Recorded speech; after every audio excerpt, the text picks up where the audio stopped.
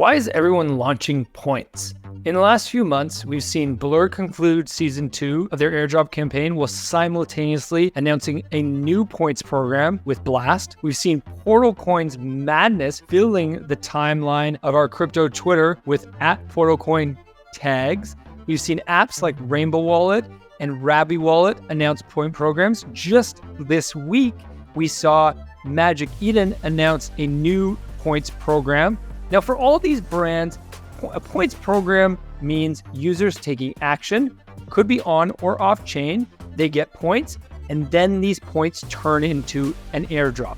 But there's a lot of challenges with an airdrop, which we'll break down today, along with frameworks on how founders, investors, and on-chain doers can take advantage of the points mania that is really just getting started. Today, we're joined by Zach from Snag Solutions, who has worked with World of Women, Proof, Rolling Loud, and many more on their points programs. GM, welcome to Web3 Academy, your one trusted source to capitalize on the next big phase of the internet. I'm Jay Bird, and I believe that points to airdrop programs are going to change the world. That's why I'm carving a path for doers to confidently build and invest in Web3. GM Zach, welcome back to Web3 Academy. GM Jay, thanks for having me back. It's been a minute since we had you on the show. Today, we're talking about a different topic than last time. I feel like you're my go-to guy in the space. Every time there's a new meta or a new trend, you're just on top of it. And this time, I reached out to you to talk about points because I just wanted your thoughts and your opinions as a leader in the space. And it turned out that you were working on a couple projects that were very relevant to this conversation. So we said, hey, let's get you on the show. Okay, before we dive into today's topic, I just want to give you a chance to introduce yourself to our listeners. Give your little intro, please. Yeah, so I'm Zach. I've been on a couple times. Thanks for having me back. And lead Snag Solutions. We're a early leader in NFT infrastructure, but really white labeling high quality consumer applications and experiences for top brands and creators building in the kind of Ethereum and EVM ecosystem. And relevant to today's show, we work on points program is very much in the meta, and probably when I say it, I don't mean it quite the way that we'll be talking about it today, but we've done versions of points programs for top creators like World of Women, Proof, and Rolling Loud and their Loud Punks NFT, which we'll get into a little bit more today. Awesome. So just the perfect guest to have on the show when we talk about why are points better than tokens? Why are they taking over? And why are we seeing them so much? I want to just start by setting a little bit of context. So I think it's important to recognize that for everybody that's not in crypto, you can understand points pretty easily by just thinking about your typical airline program or credit card program. In the case of an airline, you fly.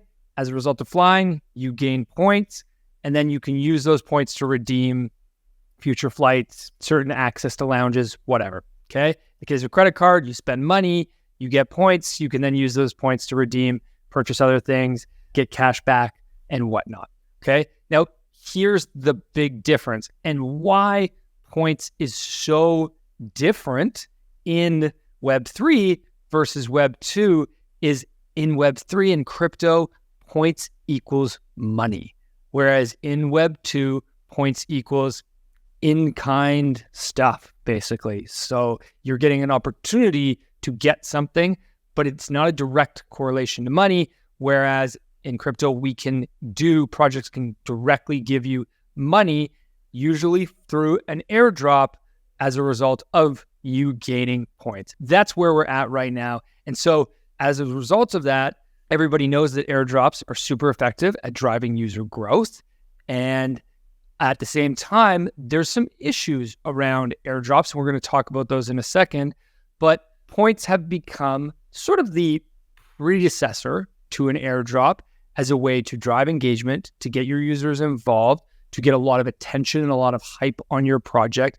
And we've seen it over and over again with multiple projects. Most recently, seen it. Blur, we've seen doing it for the past few years with their 3 seasons. We're in season 3 now. Recently, we saw Rainbow Wallet launch a point program and Rabby Wallet launch a points program to basically vampire attack MetaMask. We saw Friendtech do a points program. They haven't even done their airdrop yet, but they've teased it and talked about it. So we're seeing this over and over again throughout crypto. Zach, let's start with, what's the problem with airdrops that has led, in your view, to this rising meta, like points mania, basically, is the best way I think I can put it where we're at right now? Yeah, it's hard to choose just one, but two of the biggest drivers are, one, the ability to directly influence the consumer user behaviors that align with business impact, growth, revenue, whatever those metrics are that the business is optimizing for. And super relevant quote with that in mind is the Uniswap CEO, Hayden, after the Uniswap airdrop, said, there will never be another airdrop like this again. And what he meant is every airdrop from then out was going to be farmed to some degree. And by publishing these points programs, businesses are helping users understand exactly what they need to do to access points. And, associated with this, kind of moving to number two, they're able to adjust those criteria and figure out what actually drives business impact prior to giving away all of the token or publishing immutable tokenomics on chain that then can't be modified to make sure that the token is driving growth in the future. Yeah. So the issue that we have with airdrops are, one, you need to know tokenomics. You said it yourself. You do an airdrop, you now are creating a mutable framework for your tokenomics that, I guess you could change it through governance and voting and whatnot, but we can't underestimate the challenge in developing tokenomics. It's very hard to do. I wouldn't even say, every time I ask somebody, like, tell me about a project that's done tokenomics well, they can point to a project, but then they're also like, and here's the issues, right? So it's, I'm stealing this quote from you. You said it. You told me, I think last time we talked, that tokenomics are a social science. And so it's so malleable that makes it very difficult, especially early on in a project. So that's an issue with airdrops. It's also big regulatory concerns with airdrops, right? So, and only growing regulatory concerns. Now, hopefully, within the next few years, those regulatory concerns are finally addressed and we don't have to worry about it anymore. But right now, with so many regulatory concerns, there's been a lot of projects, particularly projects in the US, which is where I know you're located, that have shied away from an airdrop. And as a result, they might look to a points program instead because they don't have the regulatory issues. So I think what we're saying here is a points program will allow you to delay tokenomics, not to say you can delay it forever, and to get around any regulatory issues. And I guess the other thing is that you can sort of avoid a lot of the on-chain complexities like gas. That 100%. Right? What in your mind has led to this? Like, all of a sudden, it feels like the classic crypto saying, was it gradually and then suddenly? Like, That's where it feels like we are. Like, points was so gradual, and then all of a sudden it's everywhere. 100%. I think we have to keep talking about both the issues in tandem at this point in the conversation. Yeah. On the regulatory front, we could talk about ApeCoin for a second, where they attempted to both reward ape community participation historically with their airdrop, and they endeavored to create a mechanism to create ongoing value for apes and mutants through staking. But ultimately, the math wasn't done right with an eye towards social science and stake rates, such that the unstaked ape pool accrues roughly the same return as the Bored Ape and the Mutant Ape stake pools. And so there's effectively no incentive relative to the token, at least, for someone to stay in the community after they've received their airdrop. And that's a good example of something that exact mechanism would have been a little bit challenging, but Points enables them to test that, learn what stake rates actually look like, collects data from the community to improve the the model. And then it's important to note that they're also a great example because on the regulatory side, they've been under major scrutiny just due to their level of brand in the space and have to be extra careful about not touching or adjusting tokenomics or really contributing to the DAO in any way post-launch. And so, we'll talk about others today, like a Blur, that are operating in a much less regulated way. It's not pervasive. It's not like regulatory is the only thing. It's regulatory and it's point/token model lock-in that is prevented. Mm-hmm. Yeah. Let's talk about almost like a history lesson, I think. And you brought up ApeCoin, and we'll touch on them in this history lesson of, if we go back to the beginning, we sort of had Uniswap as the first airdrop, right? And you said yourself that Hayden Adams said there will never be another one like this because he knew that everyone was going to farm and gamify the shit out of it, right?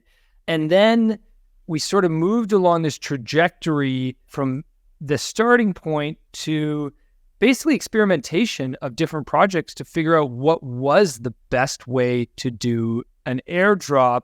And I don't know if you want to walk us through maybe the different phases that we went through, from like it being based on holdings in the beginning with something like ApeCoin, to Arbitrum doing it based upon activity on chain, and a little bit of a points program there, although it wasn't like a published points program, or maybe it was published, but it wasn't the focal point, to a Blur or a Frame that is more so doing a ecosystem-based airdrop or points program, to a Portal Coin that did it, not on chain at all, and just said, hey, we're going to give you rewards for Twitter activity. Let's go through that history lesson together. One thing I'd say before we go through that is the more intelligent programs, whether it's Blur that's not points-based or Portal that is points-based, they're really intelligent around what are the activities that are going to drive business growth. Mm-hmm. Let me actually take a half step back and talk about Rolling Loud for a second, just so I can talk about one of our partners and how they're thinking about things from a P&L perspective, profit and loss.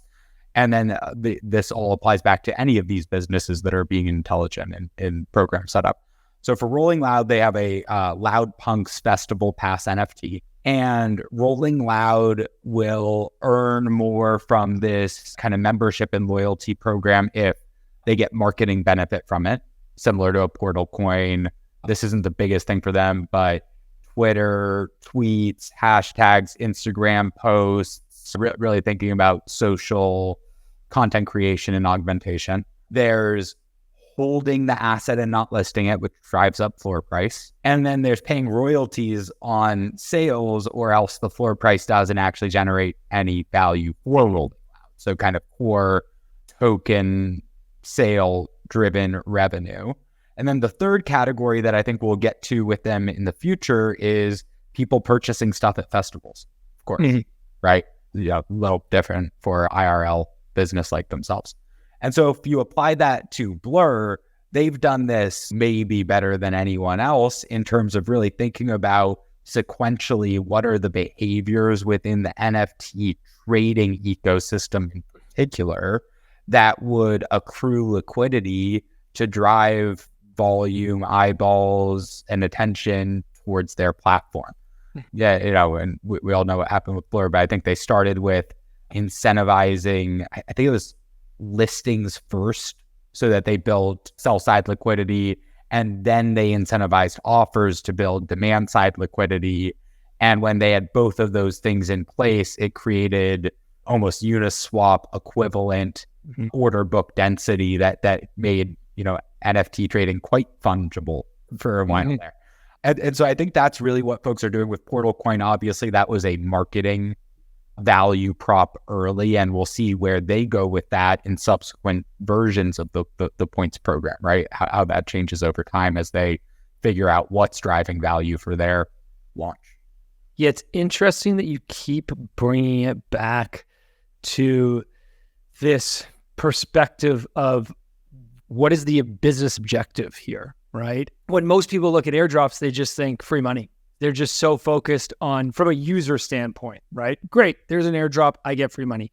But you have to remember that as the business, they're not sitting there being like, hey, let's just give a whole bunch of free money to our users. Like, that's not the way that they approach this. They approach this from a particular business objective.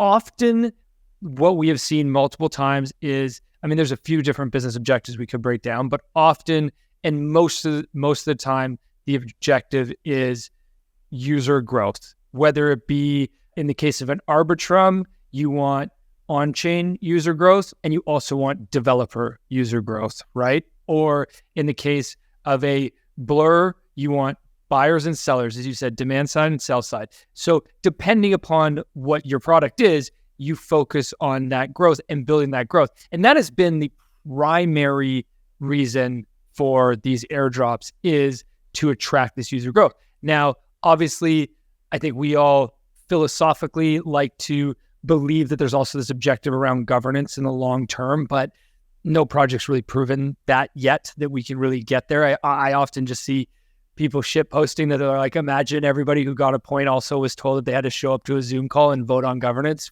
in order to claim their point. Like, nobody would ever do it. But it does come back to this business objective. And in a very short period of time, only a few years, we have seen a bunch of projects experiment with going straight to an airdrop. And we've seen that there is a lot of challenges there, because what if you're not incentivizing the right behavior because you don't know what consumer behavior actually matters to your product and to the consumer, right? So it's led us to this point where it's like, let's use a points program to learn and to test, and then we'll find out, oh, that's what people care about. That's what leads to action. And then, okay, we can reward that within an airdrop. Is that spot on? One thing I don't think we've talked about yet, but you kind of triggered for me, is you mentioned airline programs earlier. There's a merging of the airline points program and the tokenomics model happening here. This is somewhat thesis driven on my end. There hasn't been enough time for it to play out, but I suspect Blur will not be successful long term. Okay. Because they have a 4-year token allocation schedule. Yeah. I've said this from the beginning. And so I think they are set up to be successful for up to 4 years.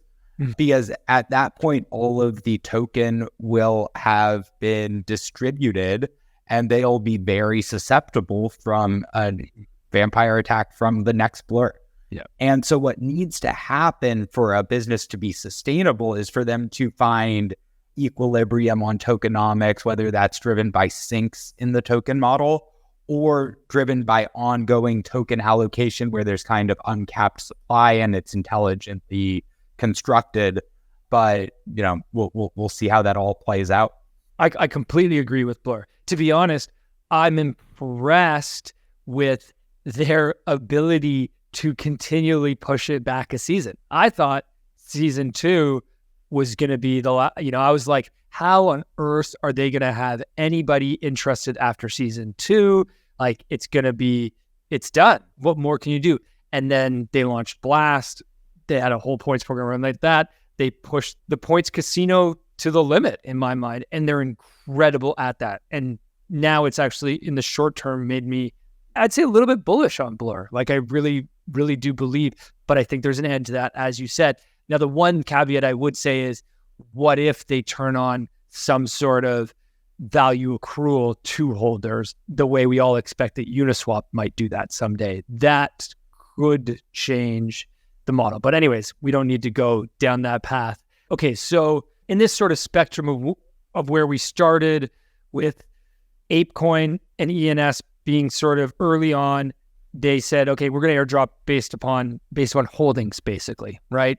Didn't really work. And you're an Ape holder, you participate actively in ApeCoin DAO, so you can really speak to that.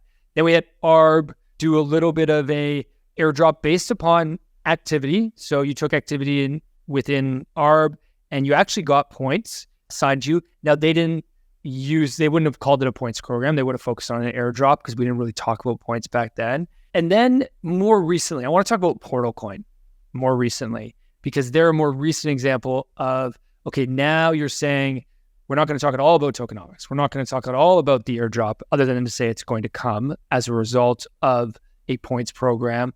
And we're instead just going to focus on how do we drive the business objectives that we have. So maybe can you walk us through what happened with Portal Coin? And I don't know if you want to start with what you think their business objectives are and why they made the decisions they made, or I'll let you. Yeah, and I've not deeply researched this, so this is off the cuff a bit, but it's very clear to anyone on Twitter that they were trying to get their message out on Twitter. It's clear they were exceptionally successful in creating a density of tweets, and through creating the density of tweets, they learned two things.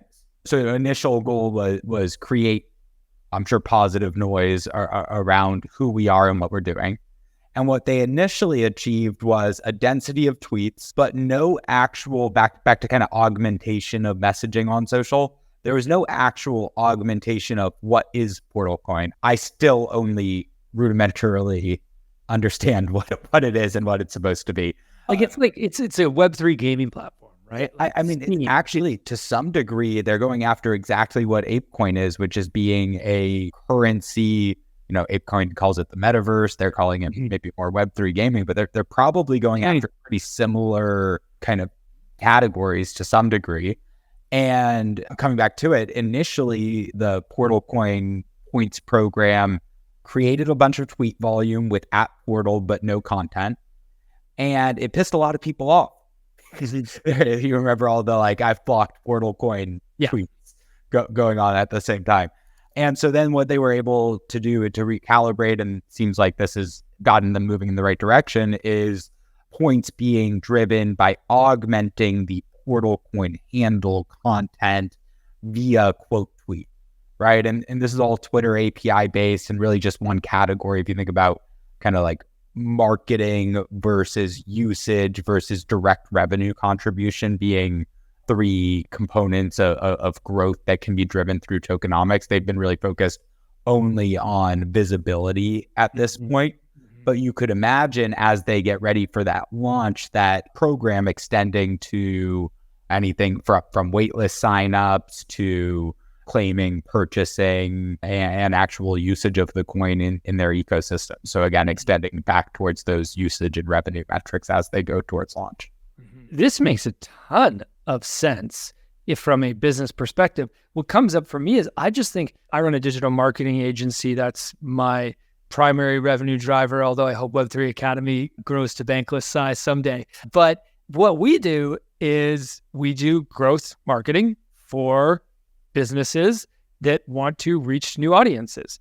And one of the number one tactics to do that is paid advertising, right? And so what would you rather do if you're a business? And this is ironic because I'm sort of slamming my own agency in a way, is would you rather pay for a bunch of ads on Twitter, right? And cold get in front of a whole bunch of people that are, they're targeted by Twitter's algorithm, and those algorithms are incredible at targeting, no doubt about that.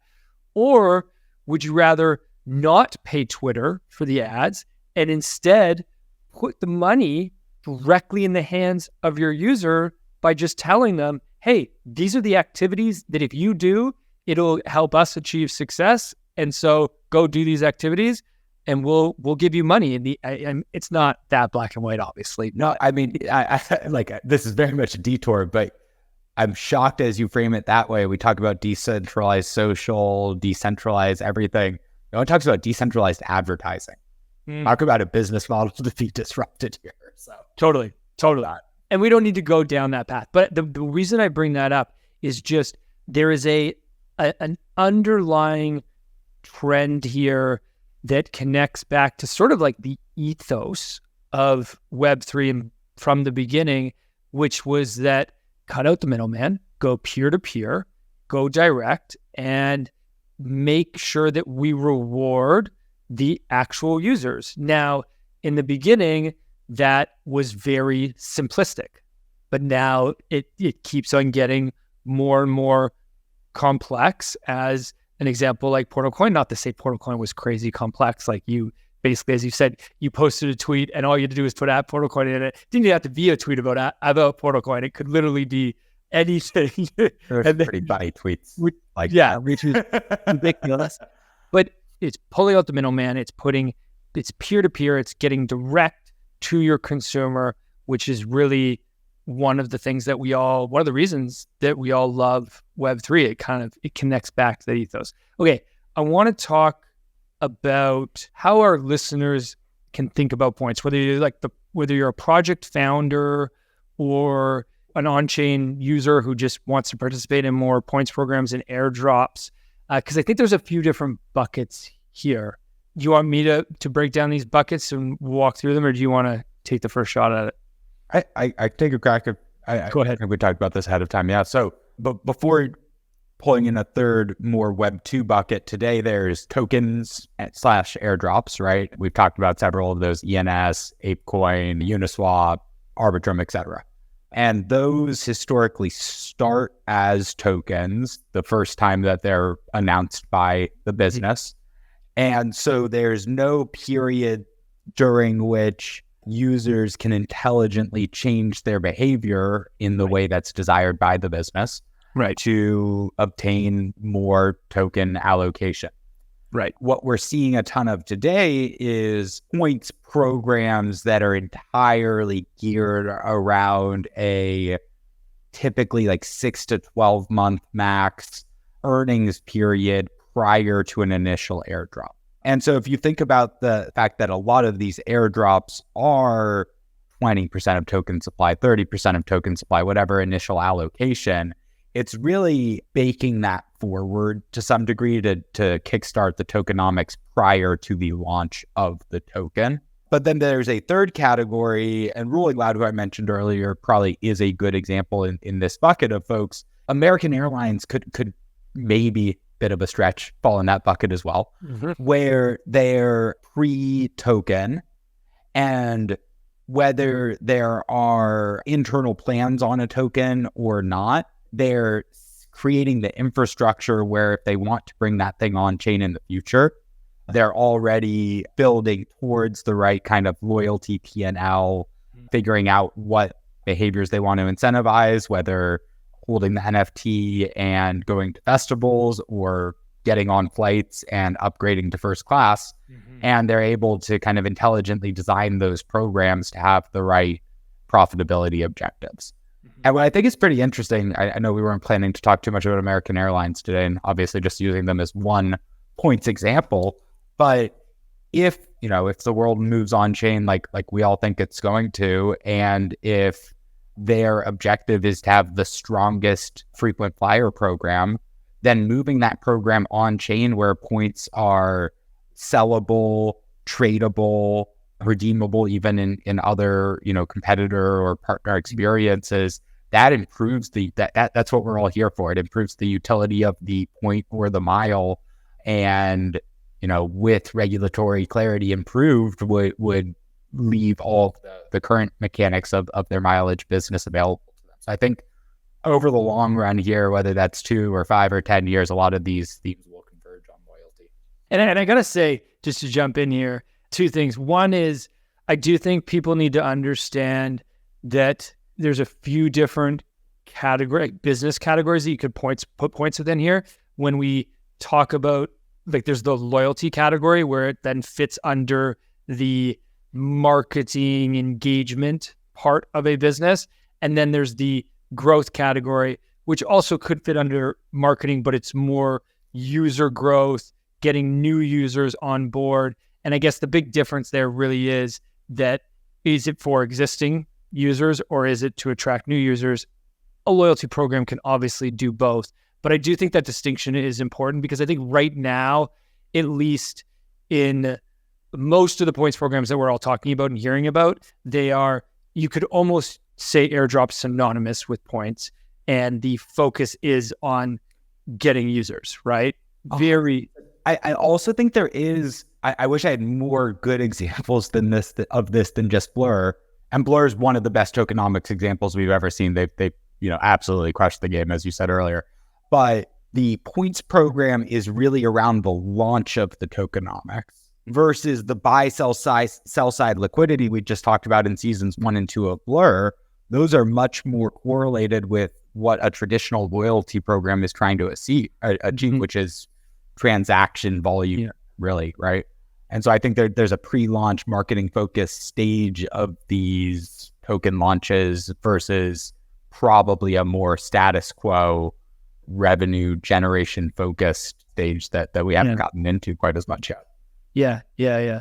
I also just got to say, who is going to be the first major enterprise to turn their loyalty program into points? You're basically directly asking that question. I don't know the answer to that. The ones that pop up to me are Starbucks, because Starbucks has Starbucks Odyssey. So they are already trying to build out their Odyssey Points program, which is their on-chain program. Now, that actually, it does not use on-chain. It doesn't use a fungible token. It uses NFTs. So, and then we also have Uptrip, which is by Lufthansa, so one of the biggest airlines in the world, and they have a program as well, but theirs also uses NFTs. Like, there isn't none of the existing enterprises are using fungible tokens yet, like in any capacity, because I don't know if it's regulatory or if it's just that, as you said, this tokenomics is very complex and there's huge risk in the way they might roll that out, that they could get it wrong. Anyways, I don't know if you have a take on who you think would be the first one, and we could play this clip like 4 years from now when we're like, American Airlines did it. No, I think all I would say is that you're thinking about it the same way I am, in that the businesses that are really experimenting in Web3 today, and we could add Nike and Adidas to that category, right? Those are likely to be the ones that lead with some type of real token offering. And I will come back again to the core thing that any intelligent business, loyalty program, et cetera, does is they iterate based on changes in social behavior, purchasing behavior, et cetera. And that is explicitly what any Western regulatory regime, the US, anywhere in Europe, Australia for sure. I'm not great at naming all the countries, but at Lufthansa, American Airlines, et cetera, they are firmly boxed out from this category, where at least digital collectibles are a little bit grayer today. Mm-hmm. Yeah. So trying to stay away from that securities territory. Yeah, exactly. Yeah.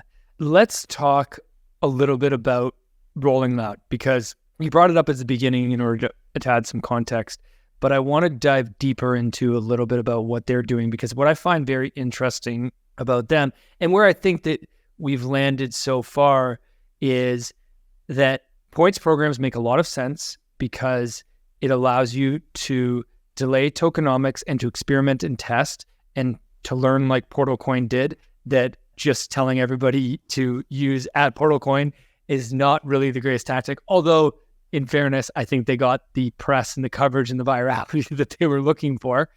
But now, what is very interesting to me about what the projects you are working on is you're less focused on this. We're focused on an airdrop in order to get like massive user growth. You're more focused on working with projects that already have a community.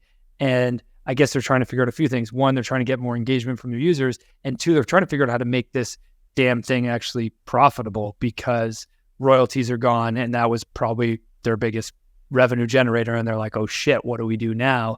Especially when, in the case of Rolling Loud, it's a lifetime pass to every one of their music festivals, right? 100%. I'm going to talk a lot about Rolling Loud today, but one thing I'll say up front is there are at least a half dozen of these Web2 businesses that we're working with or talking to and not yet live, who launch digital collectible programs of some sort, are still generally the ones we're talking to very excited about the future of Web3, and are all gravitating towards how do we pull what we're doing with digital collectibles together with our core loyalty program. That could be just an email list they have today. It could be, something a little bit more engaged, like a Starbucks point system. But what they're really trying to figure out is how do we bridge these two things such that we're able to drive positive contributions from our community or fan base while preserving some kind of level of increased access, VIP membership, etc., for their NFT holders. Mm-hmm. Can you tell us some of the specifics of the points program? Because for the Rolling Loud, it's a points program, right? It's not a token program. Yes. I don't know, like points program is a Web3 term. They may call it a loyalty program, but that's semantics. What they're doing at the core right now, and could talk about this one because it's all, pretty much live. You can check this out at market.loudpunks.com. But right now, every Loudpunks NFT accrues 10 points per day for every day that it's not listed on any platform. True. And so that's kind of the basis of the system. And as they improve the utility of the Loudpunks NFT by releasing different experiences, benefits, etc., onto the marketplace platform that are redeemable for points, they'll be able to hopefully grow asset price. And at some point in the future here, that this has been communicated, they'll stop providing that 10 points per day for assets that are purchased without royalty moving forward. And they're trying to get this kind of a utility in place where there's clear benefits associated with that decision. They're being very intelligent about making sure current holders are all taken care of, and that this is clearly messaged to any for future holders as they're purchasing their assets. But in order to access the points, which will give you access to things like +1s to festivals, ability to loan your ticket to a buddy for a festival you can't attend, VIP experiences, limited release merch, et cetera, they'll layer in royalties. And so now at the core of the system, and I'll kind of keep layering on here, you'll have incentives for people to hold their NFT and not list, which should increase floor price. We've seen a lot of staking programs. Soft staking does the same thing. And then you'll have incentives to sell or purchase with royalty so you can accrue those points. And on top of all of that, similar to a portal coin, there are points available for retweets, reposts on Instagram, and uses of, I think it's the @RollingLoud mention in those posts. And so next steps for this program will include, and I'm probably talking like 6 to 12 month roadmap now, opening this up to their broader Rolling Loud ecosystem where anyone can engage on social, just like Portal Coin, and start to earn those points. I should caveat, it could be sooner than 6 months, but my goal here is not to communicate the Rolling Loud timeline. But the point is that they have kind of thought about all of the various ways that both Loudpunks holders and their broader community can drive value to their festival P&L really at the end of the day. Mm-hmm. And I think over time we'll ingest more data sources like app kind of cash downloads and in-festival purchasing and merch store items purchased, recurring festival attendance for non-Loudpunks holders. All of those are data sources that we can bake into this and provide points for, all while starting to build this kind of decentralized and on-chain membership base as things move towards a more decentralized version of these programs I'm describing today. Is the objective when you are working with a client like Rolling Loud, I don't want to necessarily say this is their objective, but in general, and you might not even be able to answer this question directly, but in your view, is the objective that eventually these points programs will become tokens? What I'll say to not, and I want to like firmly disconnect this from Rolling Loud, but these businesses generally are trying to preserve optionality at the very least. Right.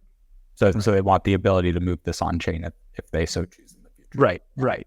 Where that leaves us is that launching in a fungible token, it would not necessarily have much benefit for a lot of these businesses right now because most of their users are not on chain, right?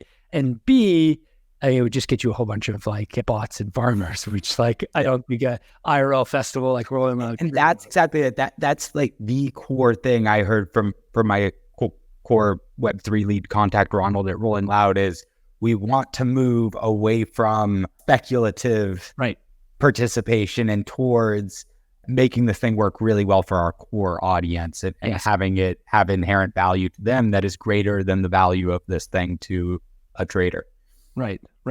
So what I'm hearing here, just to sort of like summarize the perspective, and you can jump in here too, on if a business came to you and said, hey, Zach, I'm trying to think about how to, achieve user growth, achieve more user loyalty, more engagement, and you were advising them, that your advice would be, okay, if you're in the camp of you're early and you're just trying to attract users in order to prepare for your launch, then use a points program in order to, and experiment a ton with that points program, test, plan to fail, basically, like in some ways, right? Like really push the limits of your test so that you basically create a whole bunch of data that can be used to write your develop your tokenomics, right? The other state here is if you're an existing Web 2 brand, I wonder if you would say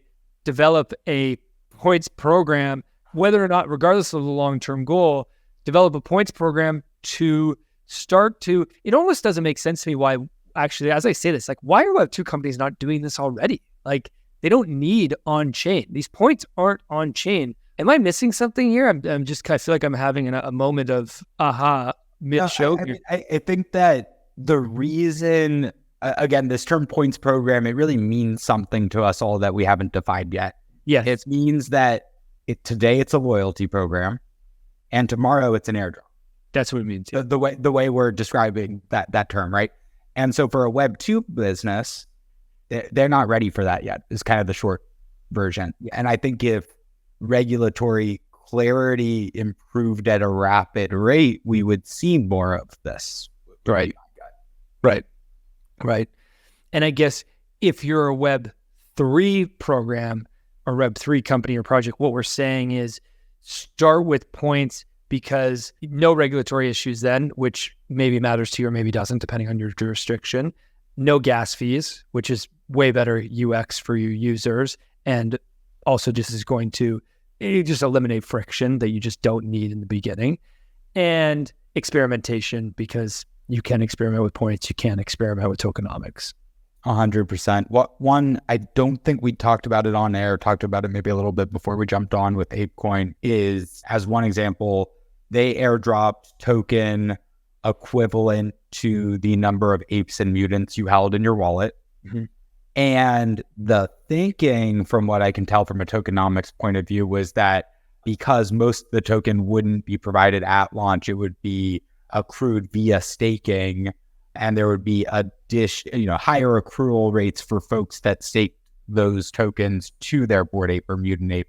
The thinking there was that there would be ongoing benefit that would continue to support NFT floor prices for Yuga assets. And back to the social science element, two things happened. One, because it was all of the Bored Apes and Mutant Apes who held the token, those staking pools filled up quite quickly. And because there was a set amount of kind of allocation coming to those pools, they all hit effectively equilibrium pretty quickly. And there's actually a technical thing, but this is a great example of, until you launch the thing, you don't really know how people are going to react to it, where in the non-Bored Ape Mutant Ape pool, folks kind of set up restaking very, very easily, where it was able to generate more yield. And so in a lot of cases, that pool was actually outperforming the Bored Ape and Mutant Ape pool short term, right? And that specific tokenomic setup, I don't know if that really would have worked well with this points program structure, but it's having the time in market to understand and adjust that is probably most meaningful with this change. Yeah. It's so interesting to be in a space where everybody is sailing the ship while they're building it. Like, it's a day-to-day, adjust the sails, adjust this, adjust that. And in order to do that, you need the flexibility, and points programs give you the flexibility. And at the same time, the other thing I will say is, on the user side, points programs are also much better for users because they're way more clear, right? A lot of users, when you talk airdrops, people are like, what? How do I get involved in that airdrop? How do I qualify? I have to do, I just have to guess. Oh, you want me to just like deposit into these smart contracts, interact with these, everybody's just guessing, right? And farming across. And that's, if you think about it, that's not really great for your users because they're doing a whole bunch of things that you don't really care about as a business. And it's probably friction involved in doing those things. And so you're not really teaching them what you want to be teaching them. So I'm continually hammering on this point that starting with some form of off-chain points, and I say this being a podcaster that believes that everything should come on chain, it's better to start off-chain. 100%. Fascinating. Okay, Zach, any final thoughts on your end? And at the same time, if people out there listening are thinking to themselves, damn, I got to call up Zach and get his help with launching my points program or launching my NFT marketplace, because I know you guys do that too. How can they reach out to you? How can they find you? Yeah, so you can find us at snagsolutions.io. Email for me is zach@snagsolutions.io, spelled the right way, ZACH. And you can find me on Twitter. I screwed up my Twitter handle before I knew how important the name was, but Heerwagen on Twitter. So we'll link to it in the show notes because nobody's going to know how to spell your last name. 100%. Wait, my wife is changing hers, and she's learning the hard way just how hard it is. Oh man, my wife's going the opposite way because my wife's last name is Schwinghammer, which is so hard to spell. Nobody knows how to spell that. And so when we got married, I said, are you going to change your last name? And I meant to genuinely, like, I didn't expect her to. To me, like, it's not an expectation anymore. That's, an old way of thinking. And she was like, yeah, I'm going to change it. And I was like, oh, wow, you're so decisive. She's like, yeah, try and spell Schwinghammer. Love it. My last name's Hamilton. It's way easier to spell Hamilton. Yeah. So American class. So sorry to your wife. No problem. Well, no, I mean, it's great chatting today, Jay. If folks do want to chat points programs, marketplaces, etc., I'm here for it. And thanks for having me on. Yeah, man. Always a pleasure to have you on. But I got to ask my favorite question before I let you go. I'm sure you've been asked this on the show previously, and I'm guessing you don't remember what you answered last time. It's the billboard question, if you remember this. If you had a billboard that 1 billion people were going to see, what would you write on it? I had a better and more humanitarian answer the first time I answered this. Right now, I feel like decentralization in America and having tolerance of decentralization is kind of a critical thing. So something better branded than like keep crypto from going overseas, a better branding version of that, right? Like invest in American entrepreneurs, crypto entrepreneurs, etc. We'll have to circle back on the tagline. Okay, we're not putting the billboard up in front of 1 billion people tomorrow. It is very important to have projects all over the world for sure. Zach, thanks so much for the time. Yeah, you'll have to be back on the show again, I'm sure, in the future. Awesome. Thanks, Jay. Thanks for listening in, everybody. Have a great day. Thank you for listening to Web3 Academy, your one trusted source to capitalize on the next big phase of the internet. If you enjoyed this episode, please share it and subscribe or follow so that you don't miss the next one. While you're at it, there's a link in the description for our free newsletter where we provide timely and relevant Web3 insights so you can confidently build and invest in Web3. Make sure to subscribe today. One final note. This podcast is for educational purposes only, and nothing we say is financial advice. Crypto and Web3 are risky, and you should never invest more than you're willing to lose. Thank you, friends, and see you in the next one.